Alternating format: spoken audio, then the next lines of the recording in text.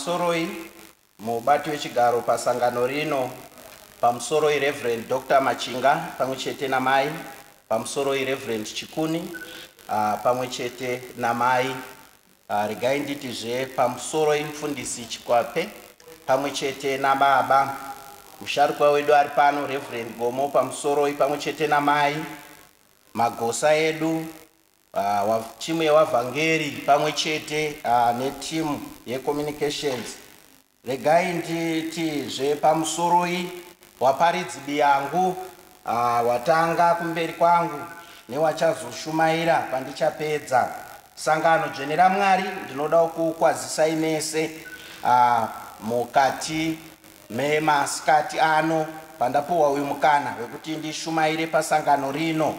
Mazwi edu echiwerengo ndichawerenga kuvhangeri raJohn chapter 19 verse 10 kuenda pa 11a na Revelation chapter 3 verse 7 to 13. Vhangeri raJohn 19 10 kuenda pa 11. Ipapo Pilato akati kwaari, ko haundipinduri here?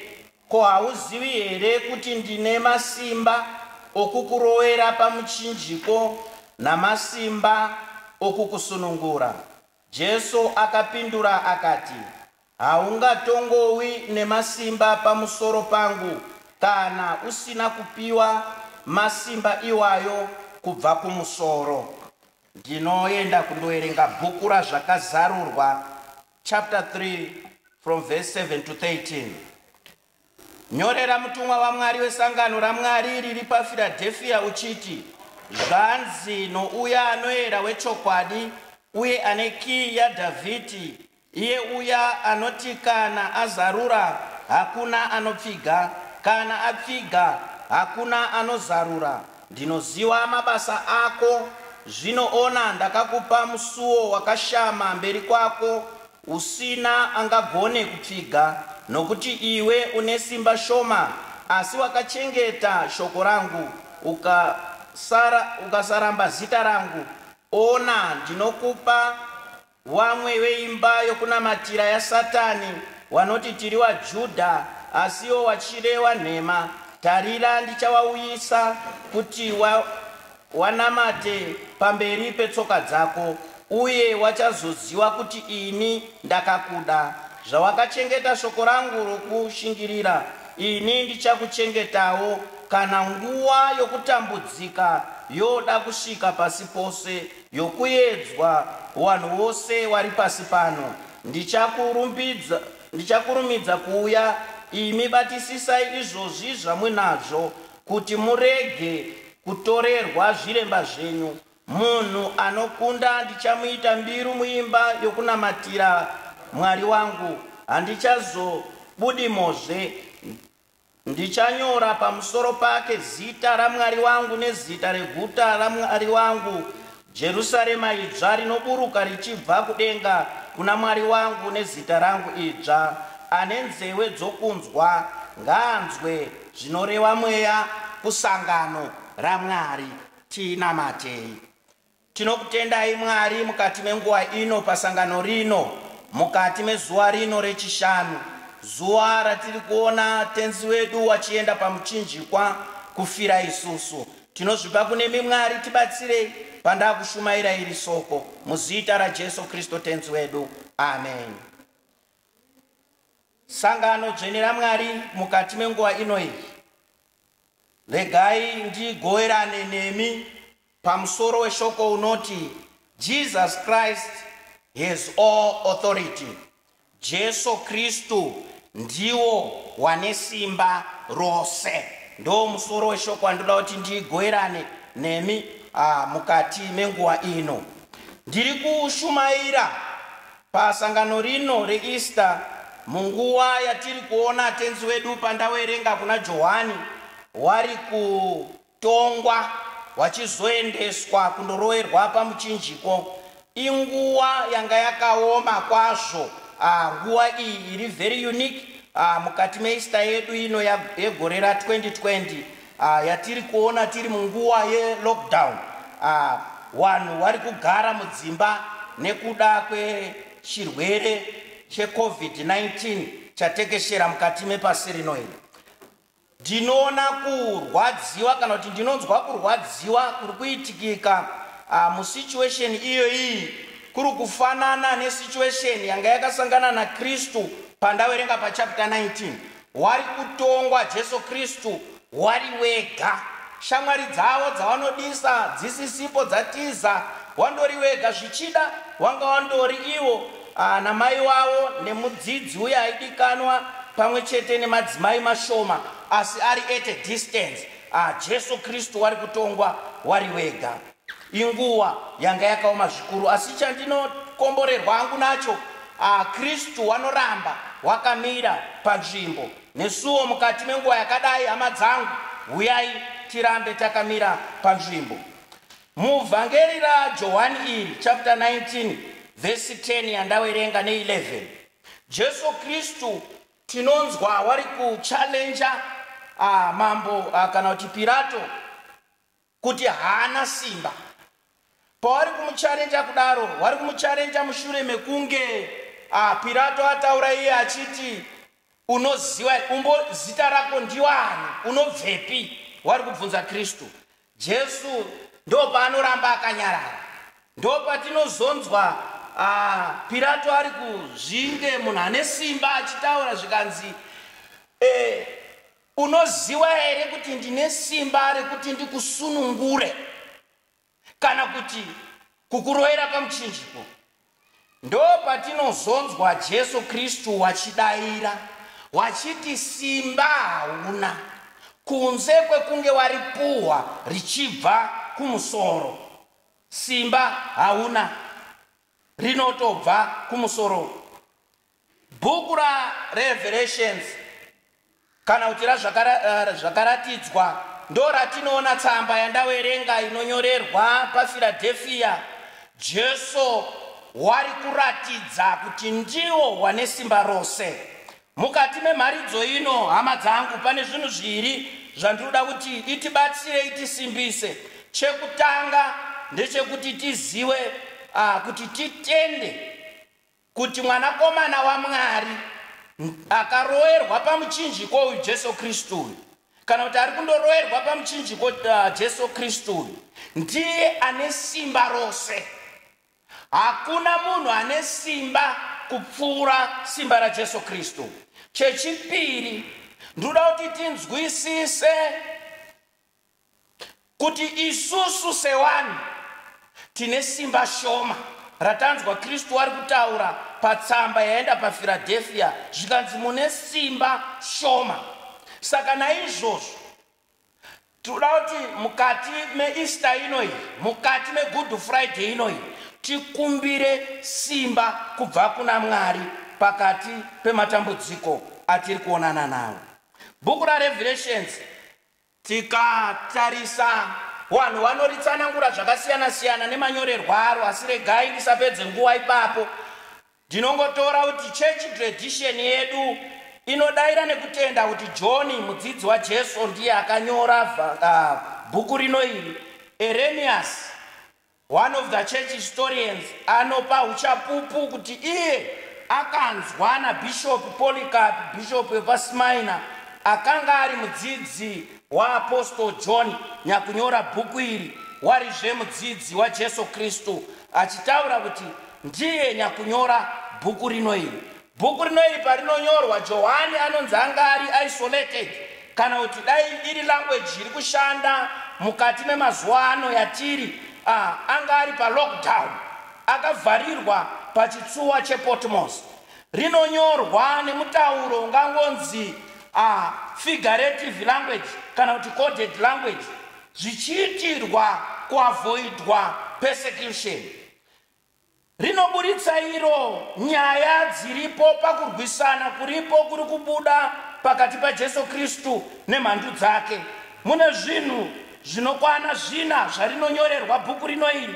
Chekutanga ndechekupa assurance kuvatendi kuti Jesu ndiye mutungamiriri kana kuti ndiye ari in control. Chechipiri, rinongoonesa chete kuti mhandu dzichazoona mubayiro wakakura mukupedzesera. Chechitatu charinoburitsa ndechekuti mukupedzisira kwezvose zvaitika Jesu Kristu ndiye mukundi. Chekupedzesera rinotiburitsira Johani ari kunyora kuita inspire hope kuvatendi pakati pematambudziko avanga vari kusangana nawo epersecution muzuva ranhasi rino iri Good Friday. Ndoda kuti hama dzangu pandichange ndiri kushumaira kudai tizive kuti bhuku rino iri richiri kuramba richitaura kuupenyu hwedu. Chekutanga ndechekuti Jesus is in control. Ndiwo ari kukontrola kunyangwe situation tiri mukati mepandemic yecoronavirus. Jesus is still in control. Chechipiri, the victory belongs to Jesus Christ. Ndiwo muridzi wevictory. Chechitatu ndechekuti wadikani ngatisakompromise rudairo rwedu nemachristian values nemaprinciples edu kunyangwe zvakadzvanya sei. Chekupedzesera ndechekuti waitiwe zvakaipa zuva rekutongwa richazosvika. Zuva rekutongwa richasvika. Revelation chapter 3 17 kuenda pa 13 taona iri tsamba iri kunyorwa kuenda paPhiladelphia sekutaura kwandaita. Jesu ari kuzvionesa wachizvitaridza pane zvinhu 4 zvandoda kuti nditaure mukati memharidzo ino zvatinoona kuti Jesu wane simba rose sei, wanozvipuruvha sei kuti ndiye muridzi wesimba rose. Chekutanga ndechekuti Jesu wacho amburiani. Who is Jesus? Chiwerengo chatitaurira kuti Jesu uyu ndiye the holy one, ndiye the true one. Jesu ndiye mutsvene, Jesu ndiye chokwadi. Tinomunzwa achitaura Jesu pana Johani chapter 14 verse 6 zvikanzi ndini chokwadi, ndini nzira, ndini upenyu. Jesu simba rawainaro harisiri temporal, rawo rinobva from the above. Jesu ndo muridzi wesimba rose. Jesu uyu ndiani? Jesu uyu ari kunzi nepatsamba yari kuti ngainyorerwe pachechi yepaPhiladelphia zvikanzi ndine kii dzaDhavhidha. Jesu ndimabatakiri, ndimabatakiri. Mukanzwa munhu achinzi akabata kii, zvazvinotaura ndezvekuti ane authority. Zvazvinotaura ndezvekuti munhu iyeye ndiye ari pachigaro cheumambo, chigaro chaDhavhidhi chekutonga. Kana munhu akabata kii ndiye ane simba rekuzarura nekuvhara pamukova. Kana munhu akabata kii ndiye ane simba rekukontrora wanopinda newanobuda. Kana munhu akabata kii ndiye ane ownership. Haleluya, ndiye ane ownership. Kana munhu akabata kii ndiye ane access, nekuti kuti upinde unoda kuzarurirwa, ende anenge aine kii ndiye ane access yekupinda kana kubuda. That's why Jesu akataura kuna Pilato zvikanzi hauna simba, usazvinyepera, hauna simba, simba rinotobva kumusoro. Hama dzangu pasangano rino iri ane simba rekutisunungura ndi Jesu Kristu. Chechipiri chatinoona maactions aJesu Kristu, zvii zvinoitwa naJesu Kristu zvinoratidza kuti ndiye ane simba rose. Chekutanga Jesu anotaura mutsamba yepachechi yepaPhiladelphia zvikanzi kana azarura hakuna anovhara. Haleluya, paanozarura hapana anovhara, paanenge avhara hakuna anozarura. Kutaura kuti upenyu hwedu huri mumaoko aKristu, ndiye ari kukontrora upenyu hwedu. Jesu Kristu wane access mu every facet of life yatiri kurarama. Hapana zvinhu zveupenyu zvisingakwanisiki kuna Jesu Kristu. Chechitatu, ruzivo rwaKristu. Ruzivo runa Kristu kana kuti Jesus knowledge inoprova kuti ndiye ane simba rose. Inoprova sei? Tinonzwa Jesu achitaura kuti ndinoziva zvinhu zvose zvinoitika, ndinoziva mabasa ako aunobata. Inzwai hama dzangu, Jesu Kristu nekuda kwesimba rake anoziva kunyange zvatinoita mudima, anoziva kunyange zvichazoitika kumberi. Ndosaka muchinzwa mazuva adarikayo Jesu Kristu ari kutaura naPita zvikanzi, Pita, uchandiramba katatu.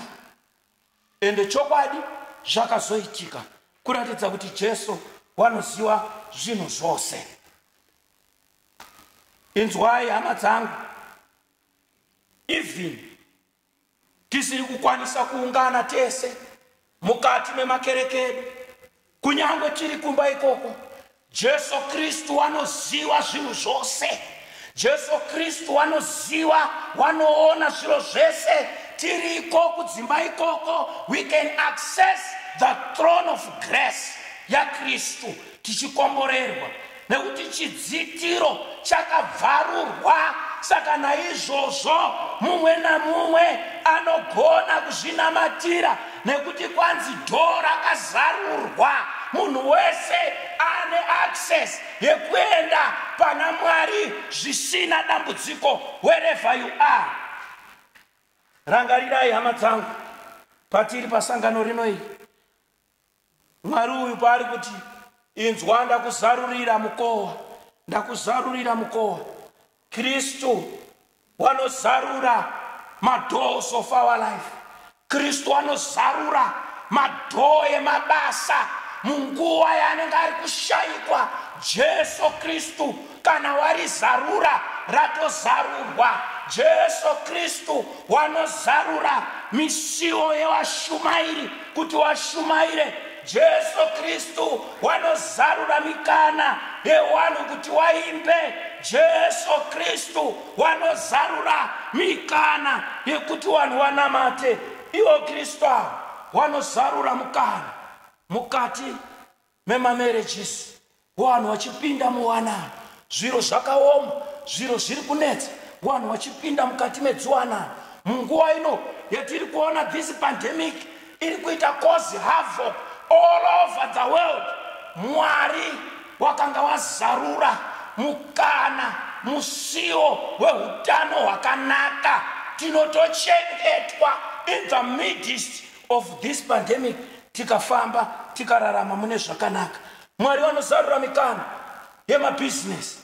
Munguva iyo environment ikatadze kuva favorable, but the more challenging the environment, it is an opportunity for some business to thrive. Vanhu vachibudirira.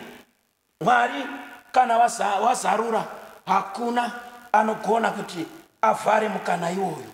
Jesu Kristu wanoenderera mberi mutsamba yepaPhiladelphia zvikanzi, inzwai church, mune simba shoma, you have little power, you have little strength, you have little strength. But chandinofara nacho, makachengeta soko rangu uye hamuna kugona kundiramba. Ndiri kuti vana vaMwari, munguva iyo zvinhu zviri kuoma, munguva iyo zvinhu zviri kunetsa, inzwai, chengetai soko raMwari. Don't compromise your faith. Don't move out of your faith. Musabve panzvimbo, rambai muripo, musarambe tenzi.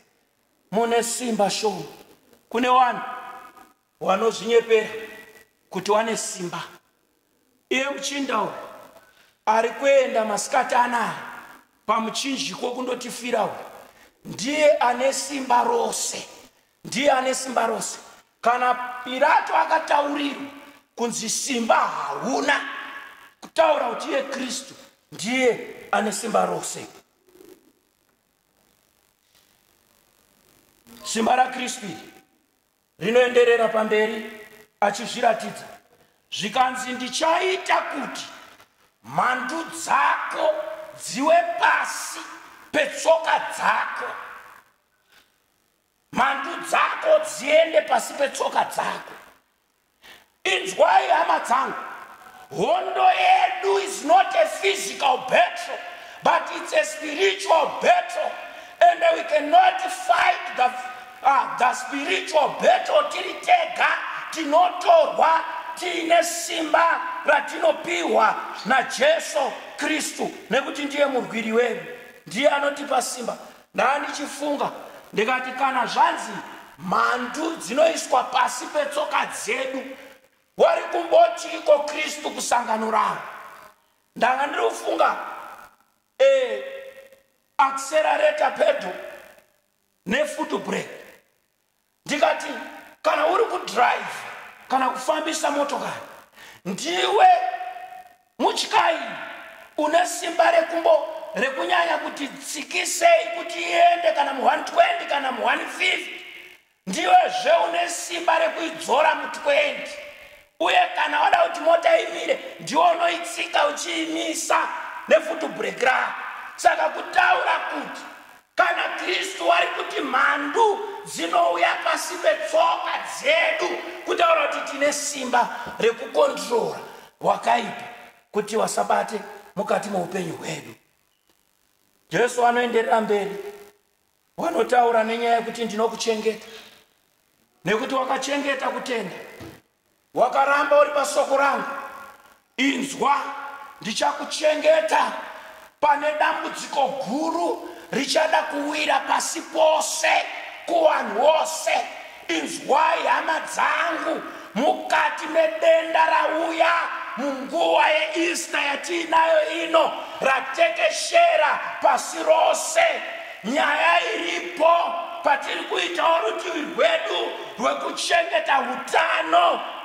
Kuna Jesu ane simba guru rekuchengeta vanhu. Nekuti kugeza maoko kwega hakuna kukwana, nekuti kuzvaisoreta kwega hakuna kukwana. Munoziva here kuti Kristu wakasapindira mukati medambudziko iri, hakuna kwatinoenda. Ungaliedze zvose, ndopaunozoona pepe kuti iwe unenge uchizviita keep self distance. Ndopaunongoona mumwe munhu from Norway achiuya achibva akubata ruoko, woshaya kuti zvino zvaita sei. Saka kutaura kuti Kristu ndiye ane simba rose, ari kuti ndinokuchengeta pakati pedambudziko richawira pasi rose. Hatirwi tiri tega, tinorwa nesimba raMwari. Wadzidzi waJesu Kristu munguva yanga ari kutongwa, wanga wasondozvivharira kare, wari kutya vaJudha wachitya.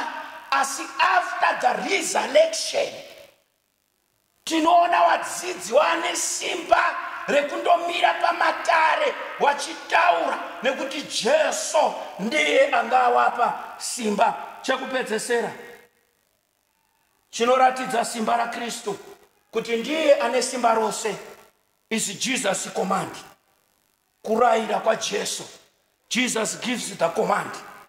Munhu ane simba anopa a command kune vanhu wanotungamirira. Jesu Kristu wanotaura wachitiwo, hold on to what you have. Ramba wakabata pane zvaunazvo, zvatinazvo ngezvipi? Ngezvefaith in Jesus wacho. John chapter 4 verse 24. Inobva kuti God is a spirit. Those who worship him, they worship him in truth and spirit. Wanonamata Mwari ngawamunamate mumweya nemuchokwadi. Pano Jesu anotaura mutsamba zvikanzi wanokunda wachaitwa mbiru muimba yekunamatira Mwari. Anopedzisa Kristu nesoko rinonzi wanenzedze kunzwa ngavanzwe, zvinotaura mweya kusangana. Nzeve dziri kutaurwa pano hama dzangu inzeve dzemweya, nekuti tese nzeve idzi tinadzo idzi, asi dziri kudiwa pano inzeve dzemweya, dzevanhu vanonzwa kuti Jesu Kristu ndiye ane simba rose. Mukupedzisira, regai nditete this Good Friday, we are reliving the experience yakaitwa naJesu Kristu. Wakatongerwa rufu, wakaenda pachipiyaniso. Iwo muchinjiko wawo ndo wakaita kuti madhoo azaruke. Naizvozvo hama dzangu, let's not give up. Ngatisarasikirwe netariro muna Kristu, nekuti Kristu anozarura madhoo, asina kana ani zvake angaavhari. Ngatirambe takatendeka mukati menyika isisina kutendeka. Ndiri kukukokai hama dzangu, ndiri kukukokai kuti kunawo wanoti mimi Jesu Kristu ndimi mune simba, isusu hatina simba, tipeiwo simba, nekuti ratinaro ishoma. Ndiri kumukokai pamunamato wekukumbira simba rinobva pachigaro chaMwari, simba rinobva kumusoro, ndo ratoda kuti tikumbire, ndo simba ratoda kuti tikumbire mukati me all these sufferings, all these trying times. Uyai tikumbire simba, uyai tinamate, kuitira kuti Mwari pauri kudeclare Jesu Kristu pamuchinjikwa kuti zvapera, tipuhwe a breakthrough mukati medenda ratinaro, mukati memachallenges atinawo mudzimba dzedu, muupenyu hwedu, munyika yedu, mukati memachechi edu, mukati memabasa edu, tipuhwe a breakthrough. The doors did were open because Jesus Christ has gone by cross because of us. Jesu Kristu ndiye ane simba rose. Hakuna munhu pasi pano ane simba, asi Jesu Kristu iye uyu ari kuenda pamuchinjiko ndiye ane simba rose. Muzita raBaba, reMwanakomana neremweya unoyera. Amen. Mwari wakukomborerei mese.